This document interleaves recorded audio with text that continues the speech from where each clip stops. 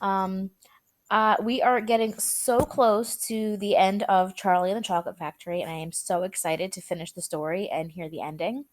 We're on chapter 28, which is what we're going to read today. And then on Monday in our Zoom meeting, we're going to read chapter 29 and 30. So we'll finish the book together and then we'll have a discussion about it and talk about the ending. And it's going to be really exciting to end the story and finish the story. So I know we've all been waiting for that ending. So I want to read chapter 28 for you today so you can follow along. I have it up on my screen on Learning Ally. You can pull it up on Learning Ally if you want. You can read your book, however you want to follow along. But I'm going to read chapter 28 today, and then you are going to answer questions 1 through 6 in your Charlie packet after we read. And then I also want you reviewing, I have the vocabulary words all on Quizlet. I made a Quizlet for the vocabulary. It's on Google Classroom on the post for today. So I would like you also to review some of those vocabulary words because you might see some of them on the test next week. All right, so here we go. I am on chapter 28 in the book. It is page 142. And this chapter is called Only Charlie Left. "Which room shall it be next?" said Mr. Wonka as he turned away and darted into the elevator. "Come on, hurry up. We must get going. And how many children are there left now?" Little Charlie looked at Grandpa Joe, and Grandpa Joe looked back at little Charlie. "But Mr. Wonka," Grandpa Joe called after him, there's only Charlie left now." Mr. Wonka swung round and stared at Charlie. There was silence. Charlie stood there holding tightly onto Grandpa Joe's hand. "You mean you're the only one left?" Mr. Wonka said, pretending to be surprised. "Why, yes," whispered Charlie. "Yes." Mr. Wonka suddenly exploded with excitement. "But my dear boy," he cried out, "that means you've won." He rushed out of the elevator and started shaking Charlie's hand so furiously it nearly came off. "Oh, I do congratulate you," he cried. "I really do. I'm absolutely delighted. It couldn't be better. How wonderful this is. I had a hunch," which is like a guess. So I had a hunch, right from the beginning, that it was going to be you. Well done, Charlie. Well done. This is terrific. Now the fun is really going to start. But we mustn't dilly. We mustn't dally. There is even less time to lose now than there was before. We have an enormous number of things to do before the day is out. And here we see Mr. Wonka and Charlie, and that's Grandpa Joe there. Just think of the arrangements that have to be made and the people we have to fetch. But luckily for us, we have the great glass elevator to speed things up. Jump in, my dear Charlie, jump in. You too, Grandpa Joe, sir. No, no, after you. That's the way. Now then, this time I shall choose the button we are going to press. Mr. Wonka's bright, twinkling blue eyes rested for a moment on Charlie's face. Something crazy is going to happen now, Charlie thought. But he wasn't frightened. He wasn't even nervous. He was just terrifically excited. And so was Grandpa Joe. The old man's face was shining with excitement as he fetched every move that Mr. Wonka made. Mr. Wonka was reaching for a button high up on the glass ceiling of the elevator.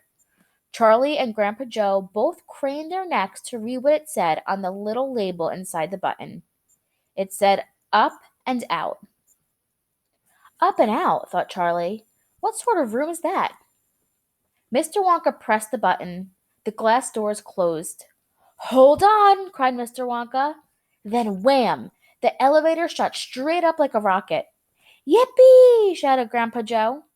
Charlie was clinging to Grandpa Joe's legs, and Mr. Wonka was holding onto a strap from the ceiling, and up they went. Up, up, up, straight up this time, with no twistings or turnings. And Charlie could hear the whistling of the air outside as the elevator went faster and faster. "Yippee!" shouted Grandpa Joe again. "Yippee! Here we go!" "Faster, Mr. Wonka! Faster!" cried Mr. Wonka, banging the wall of the elevator with his hand. "Faster! Faster! If we don't go any faster than this, we shall never get through." "Through what?" shouted Grandpa Joe. "What have we got to get through?" Aha, cried Mr. Wonka, you wait and see. I've been longing to press this button for years, but I've never done it until now. I was tempted many times. Oh, yes, I was tempted. But I couldn't bear the thought of making a great big hole in the roof of the factory. Here we go, boys, up and out. But you don't mean, shouted Grandpa Joe, you don't really mean that this elevator. Oh, yes, I do, answered Mr. Wonka. You wait and see, up and out.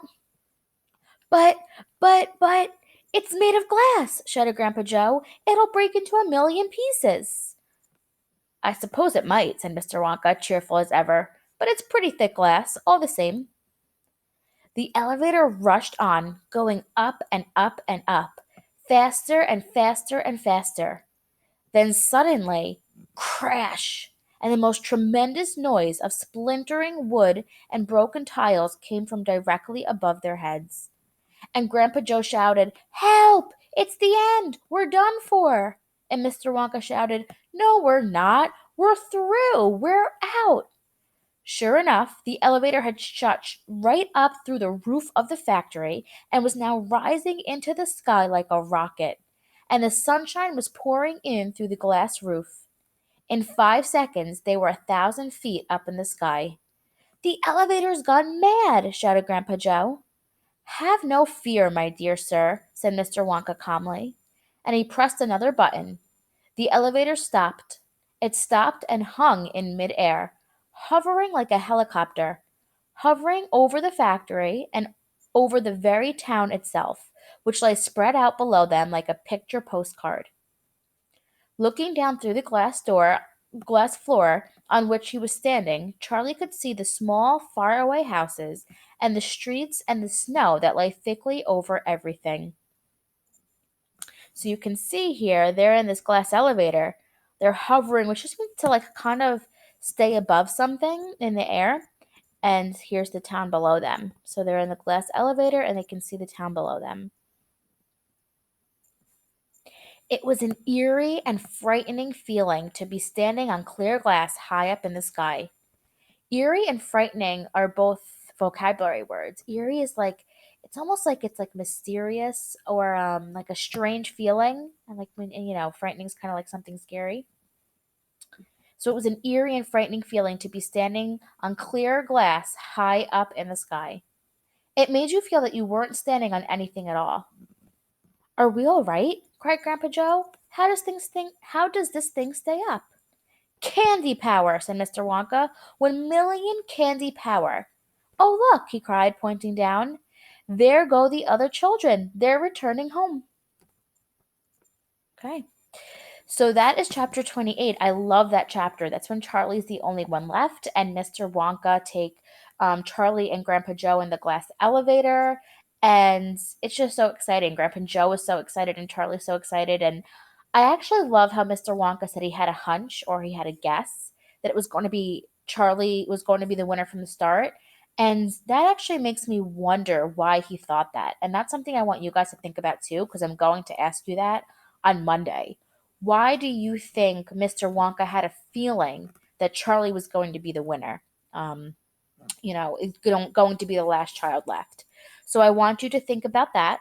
But right now, you are answering questions 1 through 6 in your packet, and then you can review those vocabulary words on Quizlet. And then after that, I have your choice board. You can do an online program for a little while. And that is your assignment for today.